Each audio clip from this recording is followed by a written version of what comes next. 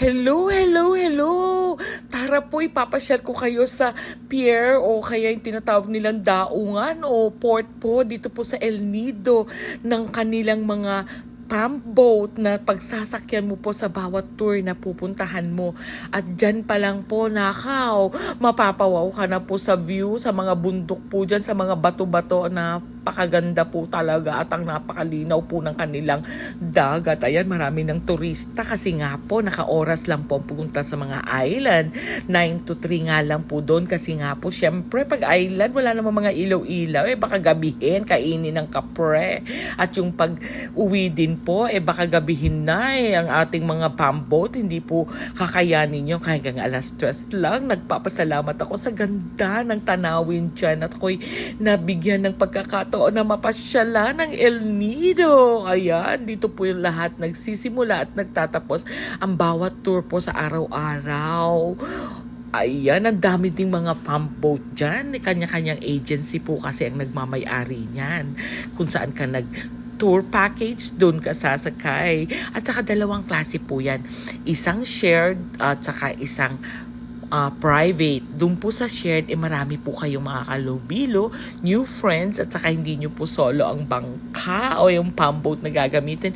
Pero kung mga social ka at nag-uumarte at gusto mo ng privacy, ay ikaw pa-private na pump boat. Pero ako, doon ako sa shared para masaya, di ba? Meet new friends, new chikahan, at saka new lahat. O, di ba? Yan ang mga kasama ko. 26 po kami dyan. Kaya nag-enjoy kaming lahat dyan, pero kailangan mong mag-life vest kasi di ka papayagan dyang sumakay. Bawal po yun. Magagalit ang ating Coast Guard, which is for safety din naman natin. Kaya hindi pwedeng matigas ulo dyan kasi ihahagis ka sa dagat o pag umaandar na, pwede na pong mag-video-video para kang paru-paro dyan o balaklak o hindi ko alam kung anong gusto mo dyan.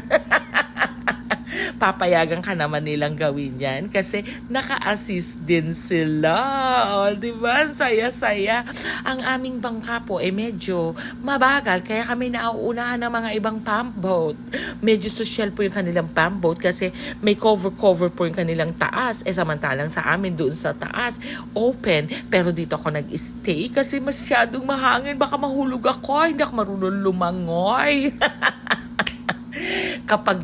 Pagpunta po dyan, 40 minutes po ang pagpunta sa mga unang island na pupuntahan mo. Kaya hindi ka maboboring kasi sobrang ganda po nung kanilang tanawin.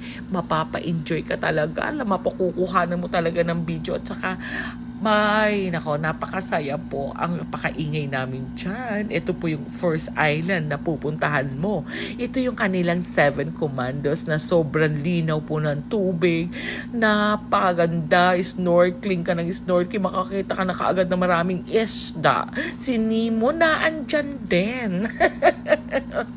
40 minutes po ang pag-i-stay sa bawat island. May mga medyo matagal kasi doon din po nagla-lunch. O, ayan, di ba? Napakalinaw po ng tubig, blue na blue. At saka meron pa yung specific place kung saan po kayo pwedeng lumangoy lang. Ayan, sa aming tour guide, napakabait po niya at saka napaka-supportive. Hindi kayo pababayaan ng mga yan. Lagi po yang nakatingin. Para silang mga lifeguard mo pag ikaw ay nasa baba. At naka-life vest ka naman, so hindi ka pa rin malulunod. Depende lang kung ayaw mo. Di ba ang saya-saya? Ang lakas ng alon po dyan. Pero hindi yan alintana para puntahan mo ang kanilang mga island. Pero pag medyo malakas, hindi ka naman po papayagan ng kanilang Coast Guard. Napaka-safe, di ba?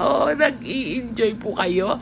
Dyan po sa bundok na yan, mapapanghanga ka talaga. Anyway, salamat po sa panonood. Sana po nag-enjoy kayo. Pa-share, likes, and comments. And don't forget to follow me for more.